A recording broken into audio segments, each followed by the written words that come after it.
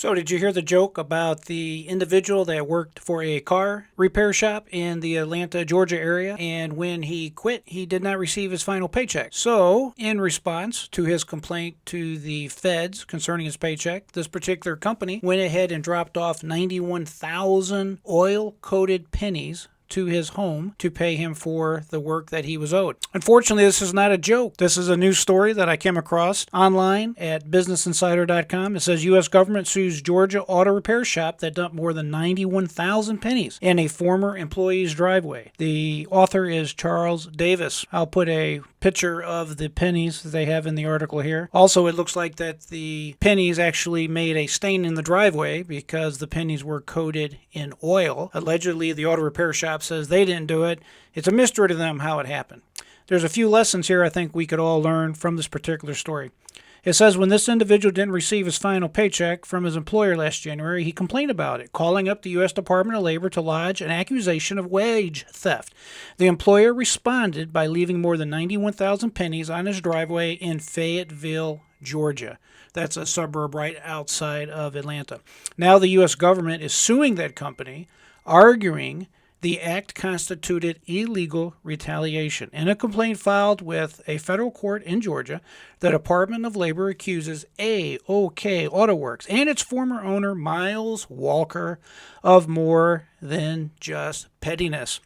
The lawsuit claims the auto repair shop bilked its workers out of money that they were owed. The lawsuit accuses the company of repeatedly and willfully failing to pay for time and a half, also not paying other employees, and not paying people appropriately that worked more than 40 hours a week. I have lived through something like this myself, and trust me, there is all kinds of rules and regulations when it comes to paying people properly, especially if they work over 40 hours a week. The article goes on to say that OK Walker Auto Works did not respond to a message seeking comment. In March 2021, the penny stunt, along with the complaint that preceded it, appears to have prompted investigators to take a closer look at the shop's books, as it always does. It goes on, I honestly didn't think anyone or anything would be done, this complainant says.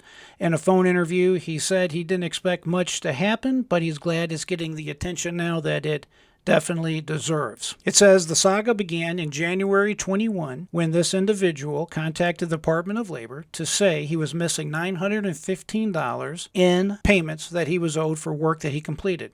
Soon after, on January 27, 2021, a representative from the department's Wage and Hour Division called the company to find out what happened. The lawsuit says we're defiant at first, saying that they would not give him one penny. It says, however, many hours later, that the owner, Mr. Walker, decided he would pay 1 cent at a time. How could you make this guy realize what a disgusting example of a human being is? This lawsuit quotes Walker as saying before adding, you know what?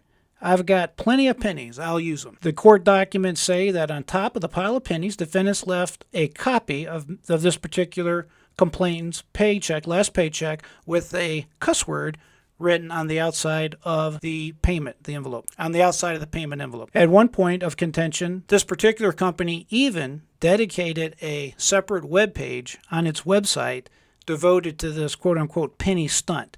And it was pushing back against cancel culture and basically had a diatribe of different gripes and complaints. In response, the guy that originally filed this complaint said he wasn't too bothered by any of this. He says, as with any angry toddler, he said, you just kind of ignore it. Kind of ignore it. Not a bad strategy. All right, so what are the takeaways here? First of all, if you're a business owner, it's very important that you pay your employees every dime they deserve, especially if they work over 40 hours. You better make sure you comply with all local laws, all state rules and laws, and definitely the feds. Trust me on this. There is a complete group of attorneys, just like there are attorneys that specialize in workers' compensation claims. There are many attorneys that specialize in legal claims, employment claims. Just simply go to your computer, go to Google, and type in employment law attorneys and hit enter, and you'll see exactly what I'm talking about. There is a ton of lawyers that practice this type of law. One of the reasons they choose to practice this type of law is because it's obviously very lucrative. And by statute, generally speaking, If the attorney prevails on a client's claim for back wages or some kind of incorrect wages, the attorney bill is always paid by the company in which the complaint was taken against. Trust me, again, this is something that will get a company's attention. I can assure you that this particular company here is not laughing anymore, and they probably are not in a very defiant mood. You do not want to aggravate regulators. Do not aggravate the people that run the state and government agencies because they have all the power. Also, the power is somewhat subjective. In other words, they can decide what is legal and what is illegal. Generally, the statutes give them a wide variety of latitude in deciding who to go after and how hard to go after a particular individual.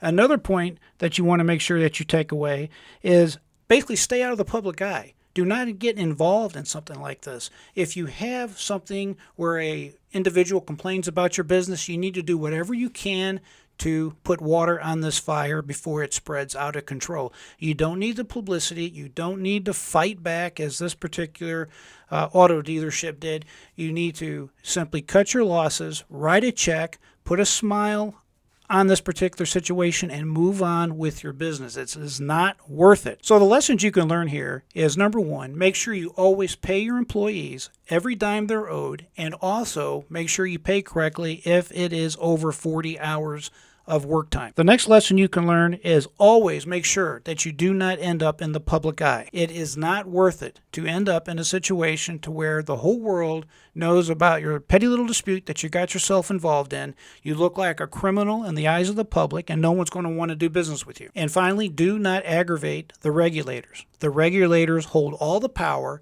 They can determine basically what is legal, illegal, how much of a fine you're going to pay, and frankly, they have the power to put you out of business. Do not think otherwise. I'm telling you, they do. And you, as a small business owner, do not have the means, basically the money, to fight back. They will simply bankrupt you in the sense of causing you so much money in attorney bills, it is not worth you continuing the fight.